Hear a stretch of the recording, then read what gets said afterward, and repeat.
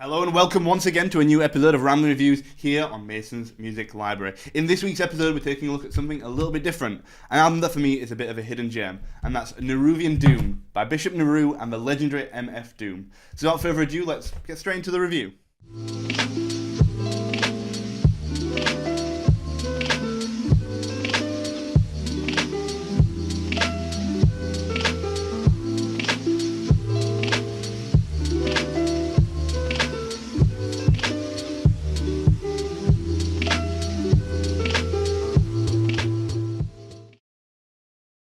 NehruvianDOOM is an interesting little collaboration between the young and up-and-coming MC Bishop Nehru and the veteran MC producer extraordinaire MF Doom, a legendary artist who has just been known for his collaboration throughout the years with artists such as the story producer Madlib on their 2004 album Mad Villainy. That is arguably one of the top 10 hip-hop albums ever produced.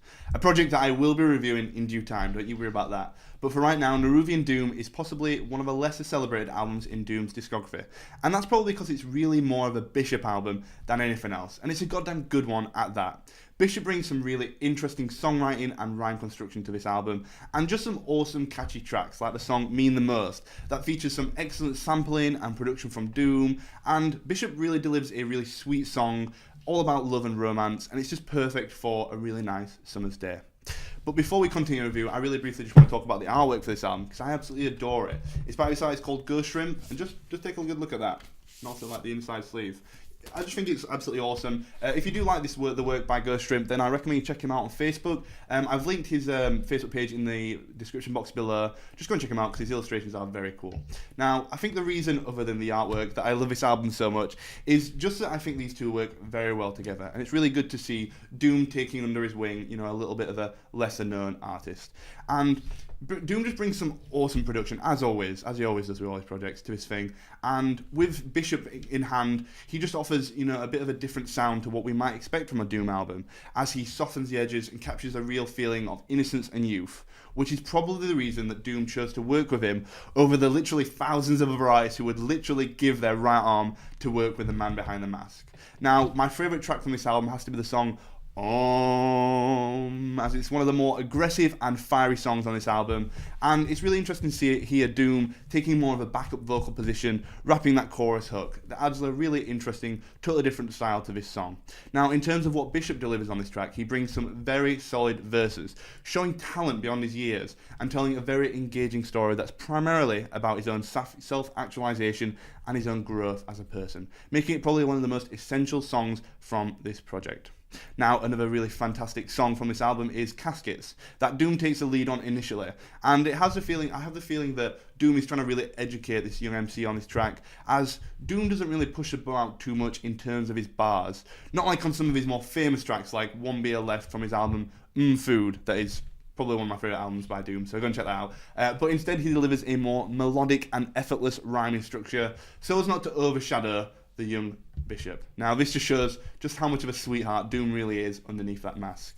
One of the things I really love the most about this album is the use of samplings on this album. Specifically, I'm talking about the lectures and speeches that they sample for the start and end of a lot of their songs.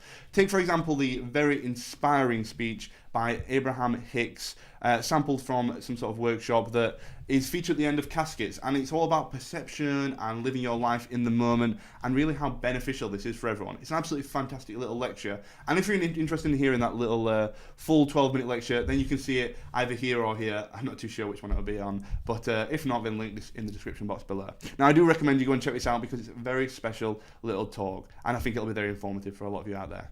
So before I finish up this review, I do just want to say that it's not a bulletproof project. It does start to become a little bit weaker as the album goes on, but for me, I can really overlook a few weak songs on an album as long as I enjoy the feel of the project as a whole, which I really do here, and I think a lot of people can really sympathise with this.